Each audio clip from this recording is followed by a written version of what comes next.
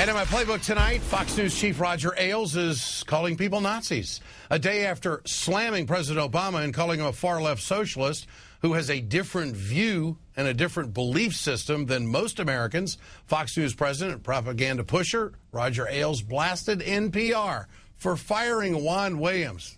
Get over it. He said this: they are, of course, Nazis. They have a kind of Nazi attitude. They are the left wing of Nazism. These guys don't want any other point of view. They don't even feel guilty using tax dollars to spout their propaganda. I mean, I just cannot believe this guy is whining about other points of views. This is the president of a so-called network news division, calling National Public Radio Nazis. Americans, how do you feel about that? Today, he tried to walk it back. In a letter to the Anti-Defamation League, he wrote, I was, of course, ad-libbing and should not have chosen that word. But I was angry at the time because of NPR's willingness to censor Juan Williams for not being liberal enough.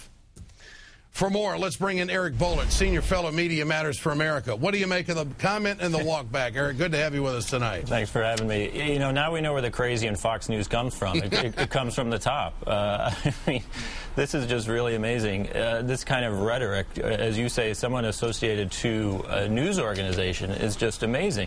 And what about this bogus apology? He doesn't call up the president of NPR and, you know, have the decency to apologize that way. He claims he was ad-libbing. What does that mean? He was having an on-the-record interview with a reporter. That's called talking. And he pretends it was like a slip of the tongue. He used Nazis like 3 times in one sentence. But this is how they think over at Fox News, and this is how they talk on the air and off the air. They've chosen to, trivialize an epic genocide in an effort to score partisan points against Democrats. I mean, it's beneath contempt, and they cannot stop themselves. It is beneath contempt. Why is NPR a target all of a sudden by the right wing? Well, because they got rid of Juan Williams, and not because he wasn't liberal enough, but because he routinely violated, apparently, their ethical guidelines in terms of appearing on Fox News. Fox News embraced him as some sort of martyr and sort of this turned it into a case of censorship. I think Roger Ailes hates NPR because they practice actual journalism. NPR, anyone in the business will tell you, is an absolute gold standard of reporting and journalism in this country, and he can't stand that. Here's Ailes going after NPR, and then, of course, coordinating with the Republican effort in the Congress to defund NPR. Here's Congressman Cantor today.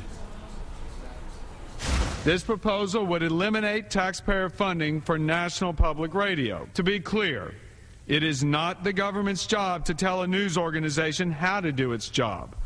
But what's equally as certain is that it should not be the taxpayers' responsibility to fund news organizations with a partisan point of view. It is public radio, and they get 7% of their total budget is from the taxpayers. Eric, we'll come back with this at a later date and talk more about it because it is part of their agenda. Good to have you with us tonight. One final page. Big Eddie, that's me, hanging out with the Hollywood stars last night. Well, one of them, the biggest one ever, George Clooney, says he watches the show. Of course, he was honored for his humanitarian work, getting the Ripple of Hope Award at the Robert F. Kennedy Center for Justice and Human Rights. That awards dinner was fantastic last night. Mr. George Clooney, I mean, I can tell you this, that he is a class act, and he was more than well received. Thanks for watching the show.